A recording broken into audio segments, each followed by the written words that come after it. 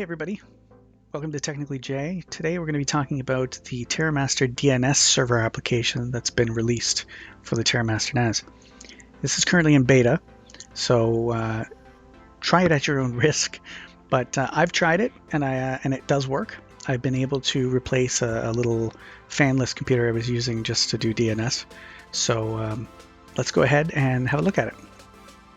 So we're here on the Terra-Master NAS interface. I'm going to go into Applications, and we're going to look for DNS. So as you can see, it's very clearly marked that it's in beta. If you click on it, you'll see that it is developed and issued by Terramaster. It's version 1.0, and I don't know what they're using underneath. I don't know if they have packaged bind in some way, or if they're using some other DNS configuration, or if they've built their own. I really have no idea. All I do know is that it does work. So I'm going to install it. It should install pretty fast. And then when it's done installing, we'll see the icon on the desktop. So we can close this and launch the DNS server. So I'm going to move this up here and I'm going to zoom in for you guys. Now what you can see, so we have 4 areas of configuration. So we have zones, resolution, keys, and settings. Start with settings. Settings ultimately set your cache, your time to live, maximum number of connections, all that kind of stuff. I've just left this at default. So the next section, keys. I haven't touched this. I don't know what it does. There's no documentation. If you hit create key, it's going to essentially create a key of some kind. I don't use it, therefore I have no idea what it is. Resolution is an interesting one. So there's 2 sections to resolution. One is enabling the resolution service, which is essentially telling the server to respond to DNS requests. So if you don't have this, DNS does not respond at all. Limiting the source IPs, obviously this is where you can actually tell the server to only respond to these addresses. So you put the IP address of your computer in here, and you will be the only one that can get DNS entries or DNS resolution. I don't use that. Enable forwarders is essentially if your DNS server does not recognize the IP address and can't find a zone that it belongs to, it's going to send it to this address. This is whatever Terramaster put in here as a default. I don't know what this IP address is. I've pinged it, I've searched it, I've done a reverse lookup on it. I don't know what it is. So I just changed this to 1.1.1.1, which is my external DNS, my preferred external DNS service. You could use Google 8.8.8.8, and you can put in a backup if you like as well. And from a forwarding policy perspective, I'm not 100% sure what this actually means, forward first, forward only. I understand how to use DNS at a very basic level. I know that leaving it on forward first works. My internal gets resolved, and if I go to the internet, it works. So this is how I set this up, and I'm going to hit confirm. And then I look at the zones. So it does not come with any zone files, which is kind of what we would expect. So we're going to create one, and we just need a master zone. So I'm going to hit mastered zone. It's going to be a forward lookup zone. That means that it's going to resolve IP addresses into names. And I'm going to put in my domain name, which I use, which is starfleet.lan. Don't judge. And the master DNS server I just set as the IP address of my Terramaster NAS. I leave the serial format as integer. That's essentially when it adds a new entry, it increments that serial. So I leave it as integer. I leave all of this as default, and then I hit confirm. That's it. Your DNS server is set up. There's no entries, but now if you were to use this DNS server in your network properties of whether you use Linux or you use Windows or use Mac, if you change your primary DNS server to this IP, for example, my IP, which is 192.168.0.200, it will resolve internet addresses. But because we don't have any entries, it's not going to resolve my local servers, for example. So what we need to do is we need to click on this and we need to edit. We can look at the resource records, which is where we're going to add our IP addresses.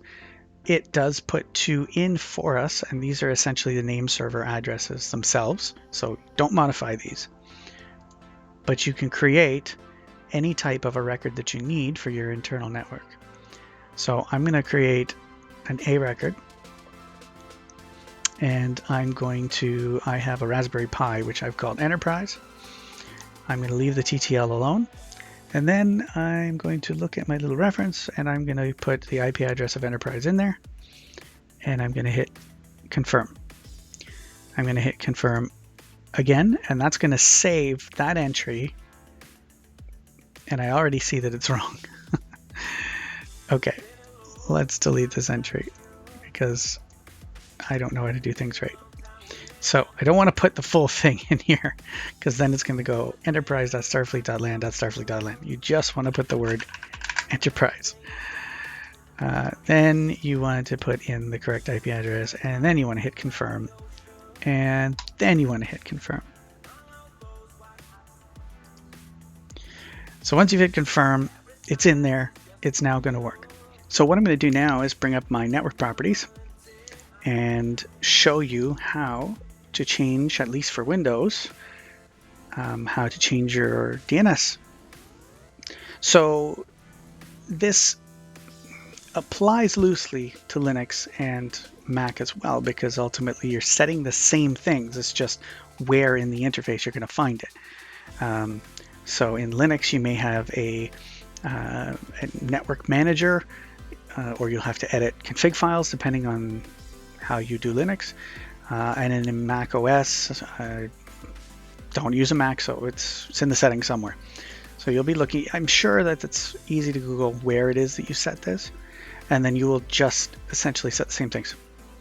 So I don't use IPv6, so I'm just going to go into the IPv4 settings. And then I am going to, oh, it's already in here. So essentially, you would see this. If you are set up to use full DHCP, you're going to see that it is completely using DHCP. Your router or your modem or whatever it is that you're using is giving you what it thinks the DNS server should be. Right now, my router is giving me 1.1.1.1 because that's what I configured. But there's no easy way for me to add my own personal entries to my router's DNS. So you're going to enable this here. You're going to still get your IP from DHCP because that makes life easy for you. But you're going to customize this and put in, oh, I only have a problem because the camera's looking at me. So you're going to put in the IP address of your Terra-Master NAS. And then I suggest doing this. Go to Advanced, and under Advanced, go to the DNS tab. And here, these settings, so yours will probably look like this, and this will be blank. So what you want to do is put your domain, put the master zone that you configured, the starfleet.lan here. Make sure you put that in here, right? To say, hey, my computer is part of this network. And then what you want to do is click this guy here to append these zones. If this doesn't appear in here automatically, then just click add and type it in and then click add. What this is going to do is normally when you're pinging something or you're accessing something, you would have to type in the full name. So enterprise.starfleet.lan. If you enable this setting, this allows you to just simply use the word enterprise because the DNS server will assume that you want .starfleet.lan. And if it can't find it there, then it sends it to the internet without it. So this is just a quick, easy tip to make life easy for yourself and make you not have to type the fully qualified domain name every time. So we're going to click OK. We're going to click OK. And we're going to click OK. So final thing I want to do is just test this. So I'm going to bring up a command prompt. I'm going to resize this a bit so that it fits. Okay. So what I'm going to do first is let's just make sure the internet works. Okay, so what this means is my computer asked the DNS server, which we just configured, which is on the NAS, tell me what google.ca is. It came out with this IP address and then it pinged it. So that tells me that resolving names on the internet works. Next,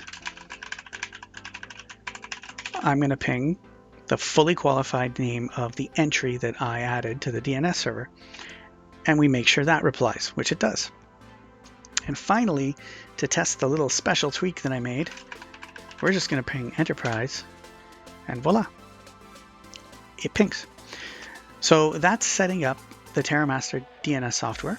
If you liked this video, please like and subscribe and ring the bell and do all those other things that professional YouTubers tell you to do. And if you'd like to see more videos like this, please let me know in the comments below. If you find any issue with anything that I've done, if you know what those other options that I don't know of actually do, please feel free. Conversation on the video would be fantastic. And if you have any thoughts or ideas for other videos, let me know. I appreciate you sticking it out, and we'll see you next time.